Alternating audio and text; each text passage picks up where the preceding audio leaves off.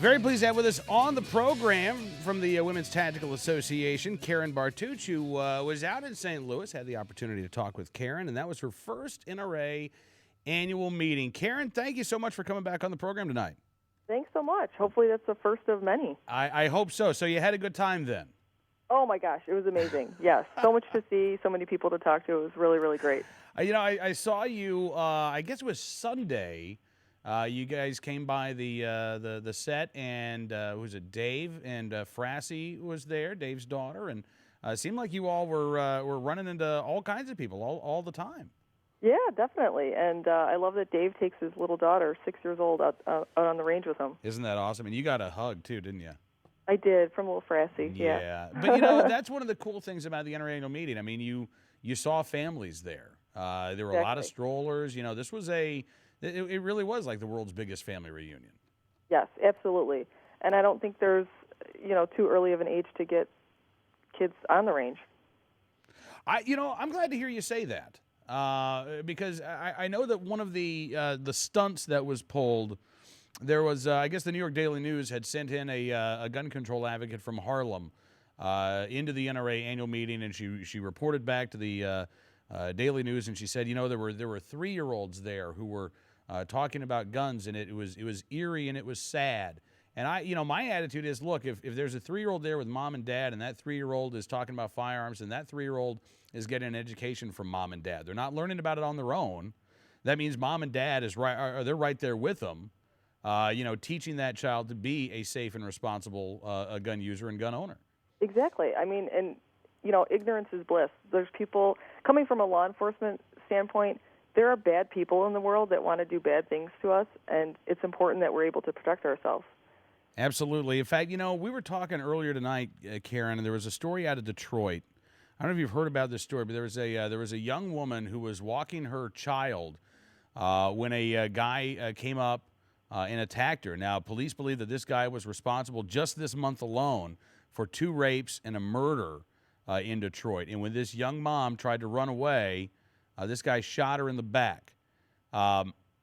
There is an attitude out there that says that's exactly what you should do. Or the mistake that this woman made was not just standing there and letting this guy assault her.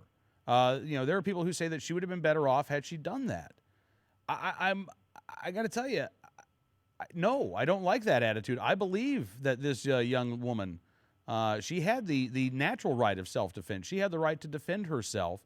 And I don't subscribe to any philosophy that says if you were attacked by a violent criminal, you better just sit there and take it. Yeah, absolutely not. And one of the things that they talked about at the Women's Leadership Forum luncheon this year was the fact that 30 million American women now own firearms, but also the fact that women with firearms feel a lot safer. I mean, that sounds like it should go without saying, but the fact of the matter is that you're creating a different mindset. And these bad people, offenders in the world, they're looking for victims, not opponents. So perhaps if she were armed, she'd carry herself a different way or, been able to protect herself. And I can't think of a worse situation to be in as a female and as a mother than that situation. And it's really upsetting to me. And, I think back of when my daughter was in a stroller, I would carry my gun on me at all times. Well, absolutely, and I'm glad to hear that. Again, you're not just out there protecting yourself, you're protecting your child. And yet we've got the deputy mayor in Washington, D.C., the deputy mayor for public safety, who said that if you are the victim of an armed robbery, it's better for you to be frightened, it's better for you to be afraid, it's better for you to be injured, he said, than it is for you to act in self-defense. Because if you act in self-defense with a firearm, you might miss, you might harm an innocent bystander or somebody down the street. It's better for you to sacrifice yourself and to put yourself at the mercy of this violent criminal than for you to try to defend yourself. And I can't help but wonder if the deputy mayor for public safety believes that law enforcement should also have to operate under those guidelines in our nation's capital. Yeah, that's unbelievable. What kind of logic is that? I mean, what sort of precedent is that setting? If people can't defend themselves, it's our right to be able to protect ourselves. That's unbelievable logic to me. And from a law enforcement perspective, the bad guys already have the guns. the good people we don't have to worry about the people that are going to go and get the license and take the classes that they need Right. to carry a firearm. It's the people that are getting them illegally on the street. Those are the people that we have to worry about. And they already have the weapons. So are you telling me, Karen, that things like, Chicago's ban on handguns didn't work to keep guns out of the hands of criminals?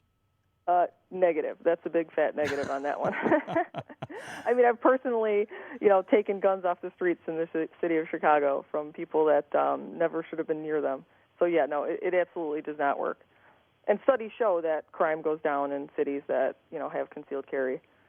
So let me ask you, why is it then, because it is common sense to me, and I think it's common sense to more and more people in these large cities, but why is it that there are so many politicians and so many elected officials who believe the opposite, who continue to insist that the way to make cities like Chicago or Washington, D.C. Safer is to pass laws that will affect the law-abiding? Is it just because it's easier? Well, that, and they're able to put the blame somewhere, but also I think it comes from a lack of understanding and a lack of knowledge. So it's easy to be afraid of something that you don't know about. Is there a lack of interest in terms of learning about this issue? If there's a lack of information or a lack of knowledge, okay, but is there any curiosity, or are these elected officials ignorant and yet they think that they're experts? Yeah, exactly. I don't think I could have said it better myself. I don't think getting them out to the range and, honing up their weapons handling skills is top of their priority, and it's unfortunate. I think it's just easier to put a tag on something and put the blame on something and call it evil without fully understanding it.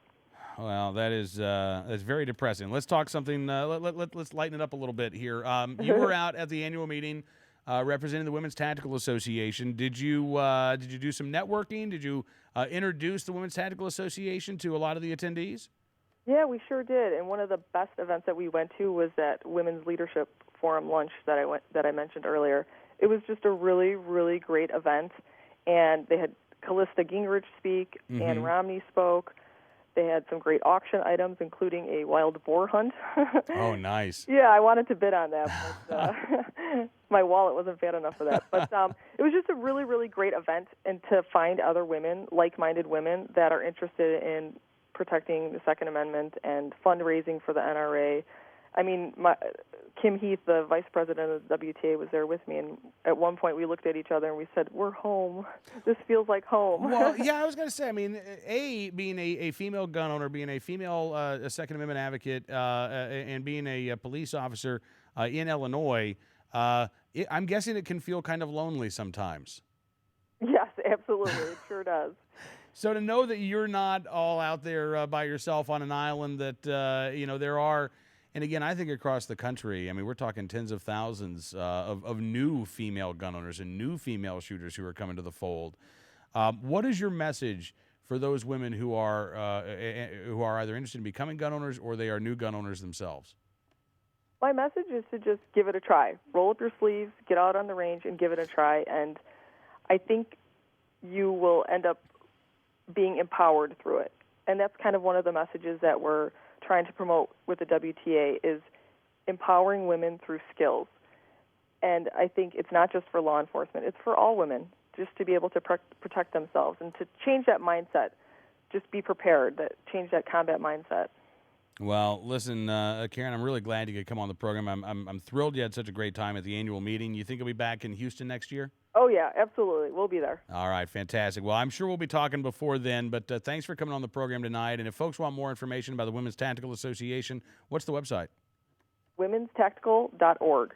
There you go. Karen Bartuch, thank you so much. Have a great week. We'll talk to you soon. All right, thanks, Cam.